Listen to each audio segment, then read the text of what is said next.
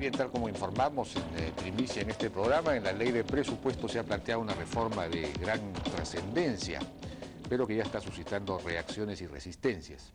Es una reforma que consiste en un incremento de las remuneraciones de los militares y policías en 6 tramos, es decir, en 5 o 6 años, pero que requiere, para poder hacerse efectiva, de una reforma también del sistema de pensiones, que haga posible que este sea viable en el largo plazo, porque ya la caja militar policial pues entra a ser deficitario el próximo año y el presupuesto habrá que completar lo que le falte. Son 330 millones de soles que se han planificado para eso. Pues bien, lo que se establece es que se pondría fin a la nivelación, a lo que llaman el efecto espejo, es decir, a la cédula viva en las Fuerzas Armadas. Como sabemos, esta reforma ya se hizo para el conjunto de la civilidad. Faltaba la Fuerza Armada, pero ya ha habido resistencia, ya ha habido expresiones de varios congresistas, incluso del APRA, en contra de esta reforma. Aurelio Pastor ha señalado que este no es el momento adecuado para llevar adelante esta reforma, no pronunciándose en realidad contra la reforma misma, sino contra la oportunidad. Pero en realidad esta clase de reformas nunca es el momento, porque siempre tienen resistencia. Estamos con el almirante Jorge Montoya, ex jefe del Comando Conjunto de las Fuerzas Armadas, y con Miguel Palomino, director del IPE, del Instituto Peruano de Economía. Buenas noches, ¿cómo están? Buenas noches. ¿Qué tal? Buenas noches. Almirante, me imagino que usted está en contra de esta propuesta que está presente en la ley de presupuesto para el próximo año, el proyecto de ley de presupuesto. ¿Cuáles son sus razones? Sí, fíjese, Jaime, yo creo que hay que explicar en qué contexto se está dando esto. No solamente la reforma del sistema de la caja de pensiones militar policial, y se trata de una serie de acciones que atentan contra la seguridad nacional y la Fuerza Armada. En ese presupuesto hay un recorte del presupuesto de gastos de operación para la Fuerza Armada del 50%, alrededor de 550 millones de soles. De esos 550 millones de soles de recorte es que van a salir los supuestos aumentos para las Fuerzas Armadas. O sea, no se ha asignado un sol más que lo que estaba considerado en el presupuesto de defensa. ¿Qué significa esto? Que a partir de enero del próximo año se paralizarán las actividades porque no hay recursos para funcionar. Es un tema gravísimo.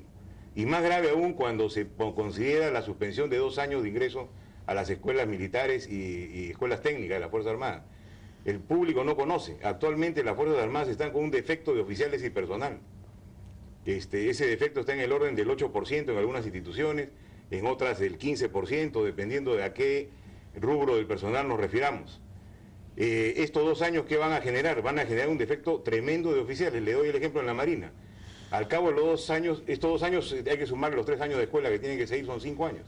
Se va a dejar de tener alrededor de 300 oficiales irreemplazables. La estructura militar tiene una estructura jerárquica piramidal con una base más ancha. Acá se está cortando la base, o sea, va a dejar de haber nuevos aportes a la caja. El problema es gravísimo, gravísimo realmente. Entonces, la pregunta es, ¿cuál es la intencionalidad política? ¿La política se ha subordinado a la técnica o estamos al revés? Es realmente preocupante. Ahora, en el tema específico de la caja militar policial y la reforma de pensionaria, cuando se habla del efecto espejo, estamos empleando palabras inadecuadas para graficar lo que va a suceder. Los que tienen derecho a pensión son los que tienen más de 20 años de servicio. No son todas las Fuerzas Armadas. O sea, a los que menos ganan, que han sacado esa forma de expresarse para generar divisiones internas en la Fuerza Armada, que no lo van a lograr, son los que no tienen efecto espejo. O sea, de los grados de oficial de mar de tercera y alférez de fragata, hasta capitanes de corbeta o mayores, y de personal subalterno hasta técnico primero, no existe efecto espejo. Esos señores se les podría subir el sueldo y no hay ningún efecto espejo al costado, porque no hay ningún retirado que tenga derecho a pensión con esos años de servicio. Para tener derecho a pensión hay que tener más de 20 años de servicio. Y estamos reduciendo el número de una manera tremenda. El grueso de la Fuerza Armada está en esos grados. Los menos son los que están en los grados más altos. Así que esa palabra de efecto espejo que se le ha escuchado a la ministra muchas veces está equivocada realmente. No está actuando de manera adecuada. Al igual que lo que se requiere para mantener el sistema provisional, ayer le escuché hablar de una cantidad que me causó risa. 100.000 millones de soles.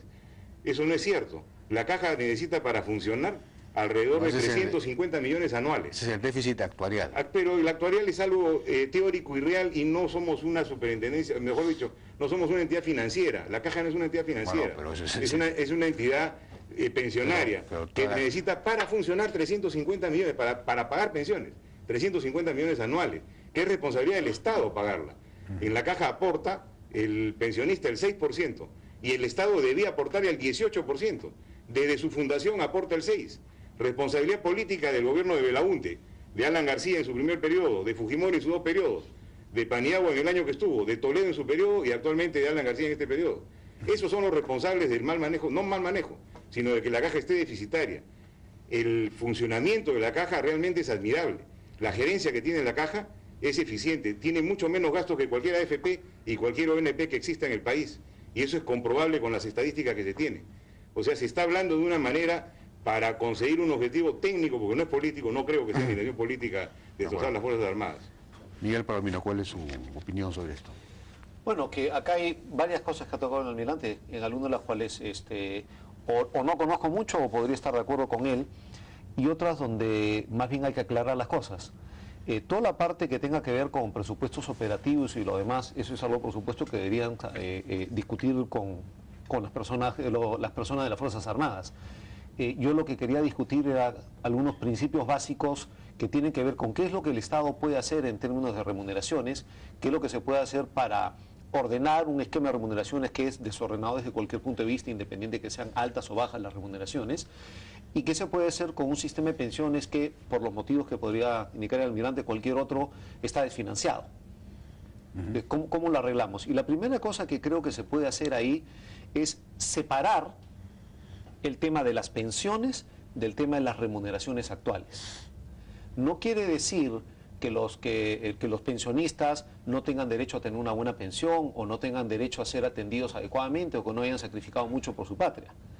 Pero no necesariamente lo que yo haga con los que están en actividad tiene que ser igual que lo que yo haga con los que no están en actividad. Entonces eso, romper ese principio, romper esa igualdad que actualmente existe, quizás no para todo el mundo, como decía el almirante, pero ciertamente para algunos, no hay motivo para no hacerlo. Entonces la idea de romper esa igualdad me parece conceptualmente impecable. No veo cómo se puede sostener lo contrario. Se puede querer y se puede preocupar uno por decir, pero hay que asegurarse que las pensiones sean buenas. Y eso es una preocupación legítima. Pero yo no tengo que atar las pensiones de los jubilados, de los pensionistas, con los sueldos que le voy a pagar a los oficiales en actividad. Ese es el primer punto. Segundo lugar, como mencioné, hay por una serie de motivos, incluyendo los efectos espejo cuando existen, y este tema de la cédula viva, cuando yo trato de hacer aumentos al personal activo, lo tengo que hacer también a todo el personal no activo, los pensionistas. Claro. Y eso me incrementa sustancialmente los gastos. Yo puedo decir que en el pasado se pagó muy mal a los hoy pensionistas cuando estuvieron en actividad, y eso puede ser cierto. Pero el hecho es que es una historia que ya ocurrió.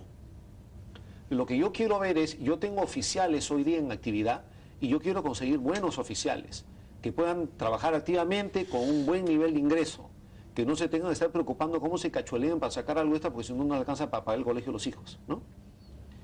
Y si yo quiero hacer eso, entonces yo necesito separar, como mencioné, y ver cómo arreglo el problema de los activos, que es lo que yo voy a solucionar, mi problema de hoy.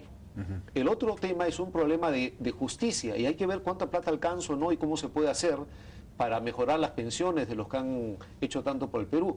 Pero yo no tengo que atarlo. No. Yo puedo buscar solucionar el problema de los activos hoy día, y eso no tiene por qué causarme problemas presupuestarios con respecto al tema de las pensiones.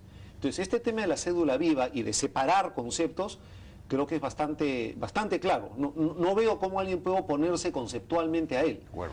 Y el otro tema es de ordenar las remuneraciones. No puede ser que para que no le paguen una pensión, entonces yo le doy las remuneraciones de formas escondidas como extras y acá y la gasolina y una cosa y un tema y el otro para que no sea pensionable. No, ordenemos lo que sea transparente, que sea claro, recibe una cantidad, un sueldo que todos sabemos, podemos conocer, y eso no tiene por qué afectar las pensiones. De acuerdo. Tenemos que ir a una pausa, si me permite.